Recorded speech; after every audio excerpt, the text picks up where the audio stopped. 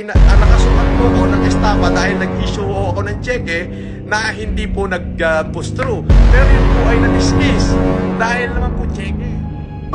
The same case number, lahat the same, Francis Marcos. Ang hindi ko lang talaga maintindihan, sir, kasi yung normal. Scammer na si Francis Leo Marcos. Si Els at saka si Benz, ha? Ngayon, kung gusto nyo po, i-add nyo na lang sila sa Facebook para naman imbis na kakuhin nyo para kayo si Kuya Eddie na lahat ng kinita dyan, ang talaga lang kakuhin, yung sibo.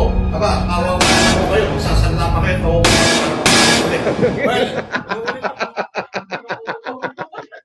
Sige. Lang yan. Okay.